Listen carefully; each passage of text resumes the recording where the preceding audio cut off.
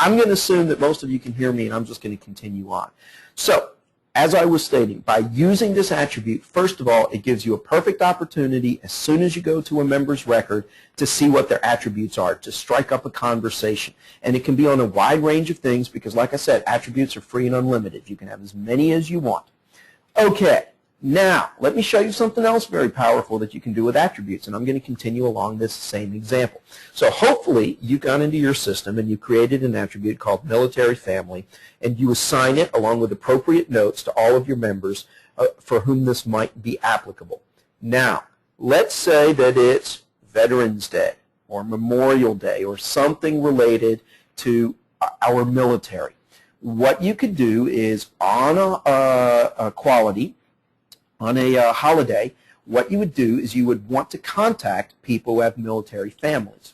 So you would do that here, button number 12, reports. You'd go to the report wizard and say that you want to create a member report. There's detailed training available on this, step-by-step instructions. So I won't waste your time showing you exactly how to do all of these steps, but this is the general process. You go report wizard, create a member report, and here's what we want to do. Again, let's just say that this is Veterans Day. And what I want to do is send an email, not to all of my members, but specifically to the ones who are in the military or who are as part of a military family, and say I want to extend an extra special thank you and recognition of you on Veterans Day today, and just thank you and your family for the service that you provide to our country. So what you would do is you would click here on Select All, because you don't care about their membership type, right? This is for any membership type. On step number 2, I'm going to send it to all of my active, inactive, and hold members, and even my collections members. Not really my archive members, because they're not my members anymore. But that's up to you. You know, if you think that's appropriate, you could certainly include archive members just by checking that checkbox. On step 3, under attributes, I would say to all the military families. This is the key one. I'm sending it to all members, regardless of membership type, regardless of status, as long as they are a military family. And I don't care about the date joined or their birthday, so I'm just going to skip those steps. And then I would just click the orange Email Now button, and that would open up my default email browser. So my Microsoft Outlook would open right now. It would have a new email window already generated for me. It would have the email addresses of everybody who has the military family attribute assigned to their record already filled in the BCC or blind carbon copy field. That's very important because there's no violation of privacy. You're not publicizing an email list of everyone who happens to have military connections. You certainly would never want to do that. So the system automatically puts those emails in the blind carbon copy field for you. And you could type whatever message you want. You could put whatever subject line you want. You could send whatever attachment you want. These things are all up to you. This is not using any type of a remailer service. This is opening your email. Very, very powerful in that regard.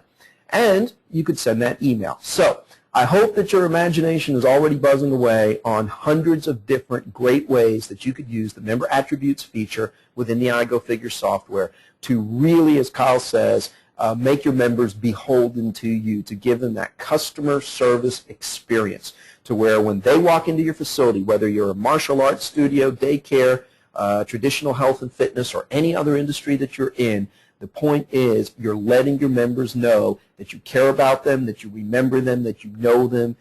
There's a personal relationship there, and that's really helping you. Nobody, I'm hoping, really expects you to know, especially if you have 1,000 members, personally every single one who's a military family. People will expect that you're probably using technology somehow to help you, but the point is that if you care enough about your members to use technology to track this information, and to remember them, because that's still up to you, right? The computer's not going to automatically send an email to anybody on Memorial Day or on Veterans Day. You still have to do that. And that's where you're taking the initiative and showing people that you care. Okay, what is the maximum amount of email it will send at one time? Laura, that's a great question. Some of you may have noticed this max 84 emails here.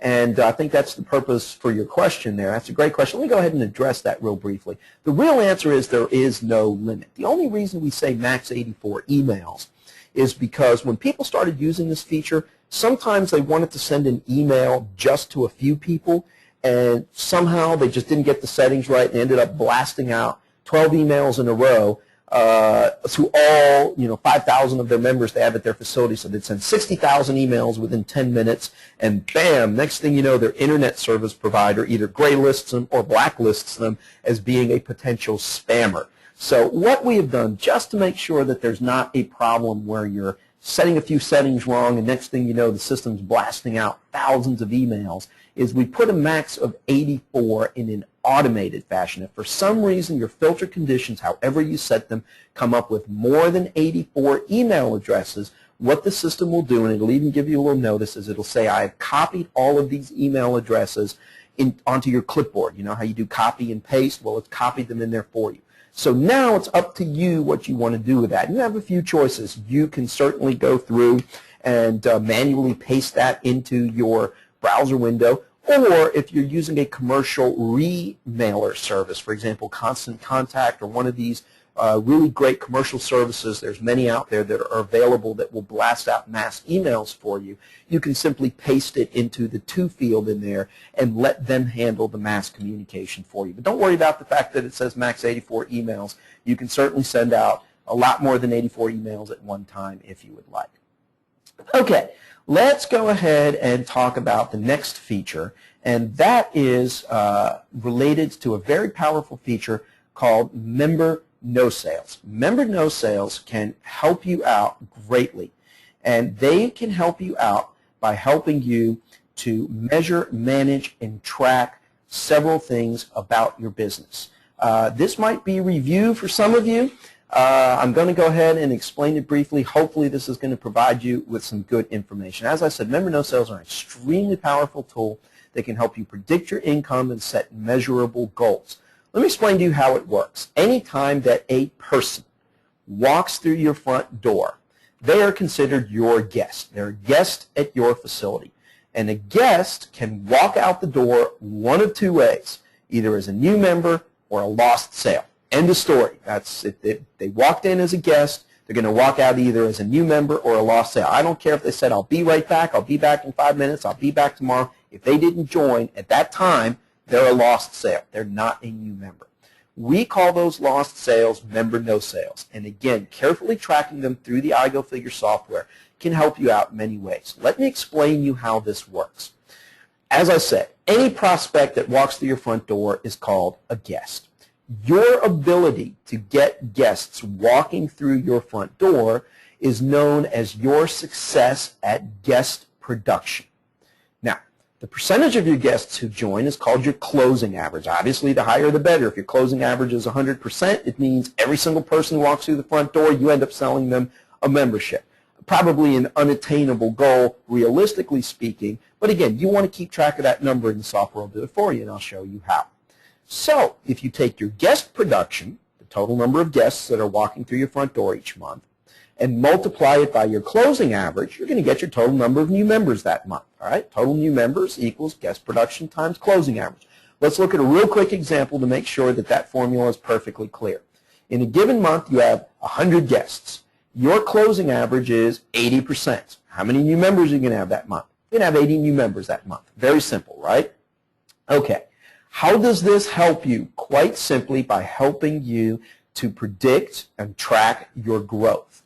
Your growth, quite simply, is equal to your total number of new members each month minus your attrition each month.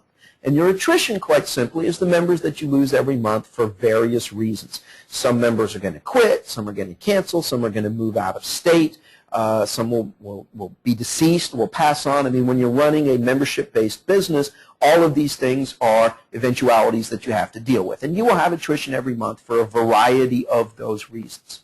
So if you take your total new members each month minus your attrition each month, that's going to be your growth. So let's look at a few obvious things. If your attrition is greater than your total number of new members, what does that mean? It means you're going to have negative growth because you're losing more members every month than you're gaining. So your overall membership numbers are going to be going down. And Tom is saying, boy, I'm in that situation right now. And a few others of you are commenting right now about losing members. It's okay. Let me tell you what, especially in tough economic times, that might be a business reality. And you need to set realistic goals for yourself. Let's say that you're thinking to yourself, well, economists have said that the economy is going to recover in X to Y months, whatever, 12 to 18 months or 6 to 12 months or whatever. I can afford to lose no more than 5 members per month for the next 12 months, and I will be able to survive the current downturn. All right, so having negative growth might be a business reality in tough economic times. By looking at your total number of lost members every month, you will see, am I doing okay, or do I need to improve things in order to survive? On the other hand, if your attrition is equal to your total number of new members, you're going to have zero growth because you're losing the same number of members every month that you are gaining. So that means that your overall membership numbers are going to remain the same month by month. It is only when your total attrition is less than your total new members that you have positive growth. Everything goes in cycles, right? If the economy is bad today, hopefully it recovers tomorrow. In good economic times, you may want to set bold goals for yourself. Let's say you say, I would like to have a 2,000 member facility in the next 2 years. All right, how many members do you have now? Divide that by 24 months. You know exactly how many new members you need every month in order to reach that goal. And the iGoFigure software can help you track all of these things to see, am I making my goals? So remember, the only way to grow your business is to have your total new members greater than your attrition. Let's take a quick look at the iGoFigure software and see what it does with member no sales that will help you. All right, I'm going to jump back over here into live software for just a moment, and let's look at the member no sale feature.